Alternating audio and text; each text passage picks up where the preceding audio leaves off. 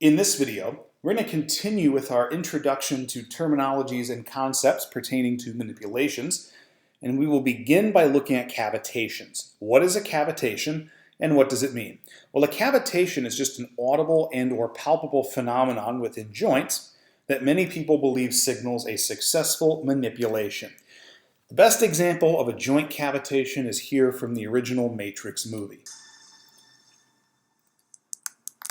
So he bent his neck and rotated in a certain way that caused these cavitations. And they sound like pops or cracks. We probably all cracked our knuckles at some point. Some people love the feeling of it, some people hate the sound of it. But these pops or cracks, these result from microscopic bubbles of gas within the joint that implode during this maneuver. And the sound, that pop or crack, is the result of the implosion. And you can learn more about the exact mechanism of joint cavitations by watching this video down here. I'll be sure to put its link in the description of this video. And it just goes over the mechanism in a lot more detail if you're interested.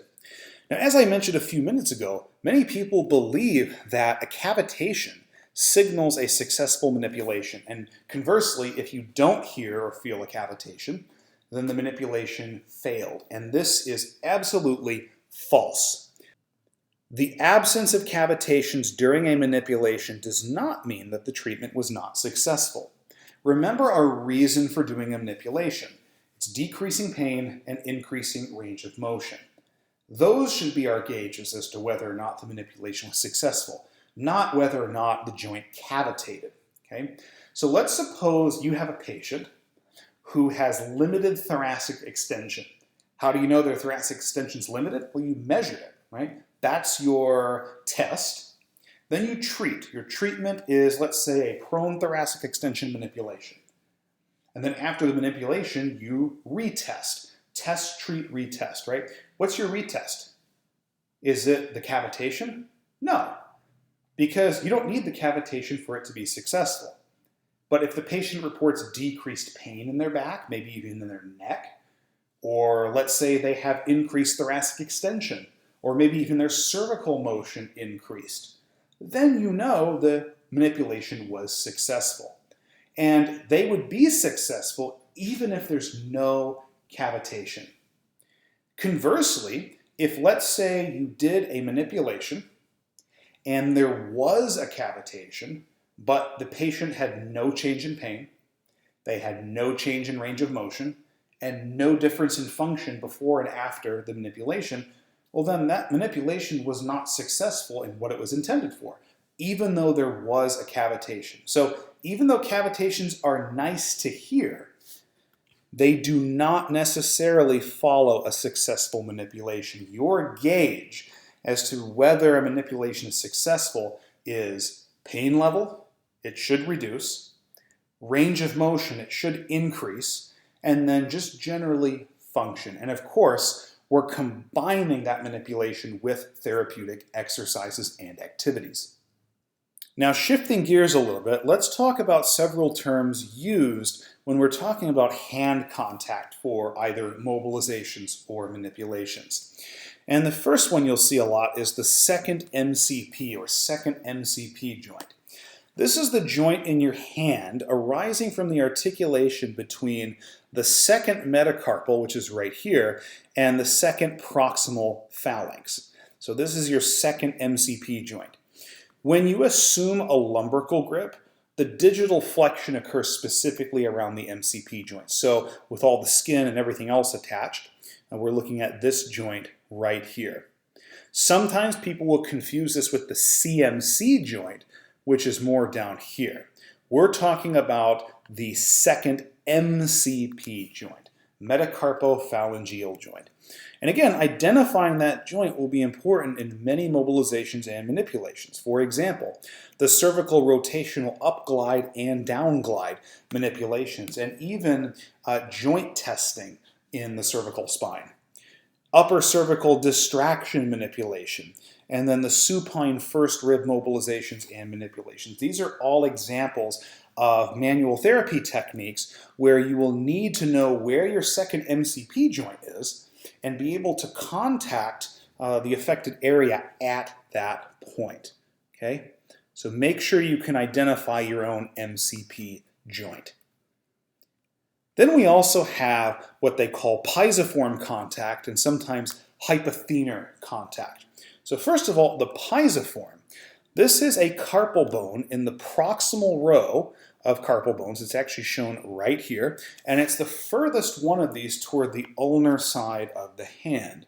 So down here, this is the radius, this is the ulna, and also the ulna is on the pinky side, the digiti minimi side. So this right here is the pisiform bone. And the pisiform bone lies deep to the hypothenar eminence of the hand.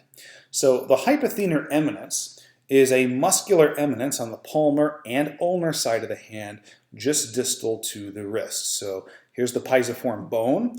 Putting all the tissue back on, the hypothenar eminence would be right in that area. Some sources will talk about certain techniques having pisiform contact. Some will say hypothenar contact. These essentially mean the same thing. Of course, you're not actually sticking your pisiform directly on someone, because if your bone really should be inside, right? There should be things covering it.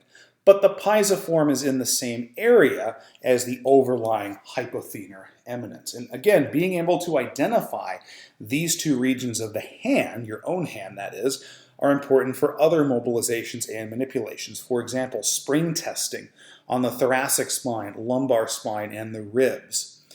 Doing a prone costotransverse distraction mobilization. Doing prone thoracic and lumbar mobilizations, a prone thoracic extension manipulation, and prone costotransverse manipulation. So again, being able to identify and use that hand contact is important for those techniques. And then finally, what is the articular pillar? So articular pillar is a piece of terminology you'll see when you start talking about joint testing, mobilizations, and manipulations of the cervical spine. And that's because there's a cervical articular pillar that you can actually palpate. Technically, the thoracic and lumbar spines also have articular pillars, but we really only use the cervical ones clinically. Now, the articular pillar refers to the collection of each part of the cervical vertebrae that lies immediately posterior and medial to each transverse process. So over here on the right, here's the spinous processes, so that's posterior. The bodies are over here on the right side, so that's anterior. So we're looking at a right view of the cervical spine. So here for C2, right here, you see the transverse foramen, and each one of these actually has transverse foramina, right? And the transverse foramina lie within the corresponding transverse process. So this right here is the transverse process of C2. This would be the transverse process of C3. And if we go posterior and medial to that, we actually run into this line, so to speak, where we have overlapping facet joints, right? These are overlapping facet joints. And the facet joints actually create a column. And so the term articular pillar refers to this columnar arrangement of successive inferior articular facets of the vertebra above, superior articular facets of the vertebra below, and the joint spaces in between them. And so in other words, it's just referring to the vertical stacking of facet joints. You can see them highlighted in pink right here. So directly posterior and medial to the transverse processes, it's just the vertical stacking of facet joints into a column like this, okay? In this picture over here, this is a posterior view. So of course we've got the spinous processes here. And then right here where my mouse is, these are the facet joints, right? So this would actually be the cervical articular pillar on the right. This over here would be the left cervical articular pillar. And in real life, these articular pillars will be covered by multiple layers of soft tissue. Of course, skin, you've got subcutaneous tissue, fascia, and then other soft tissue like the cervical paraspinals and other muscles, etc.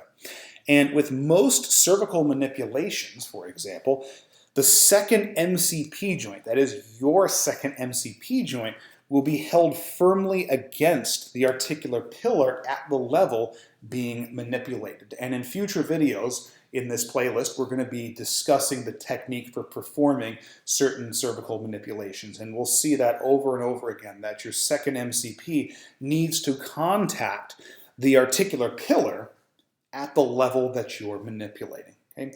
So hopefully this video gave you a good understanding of some of the important terminologies and what they mean and why they're relevant to performing mobilizations and manipulations. Thank you for all your support. Be sure to check out my Instagram for cool science and not science stuff.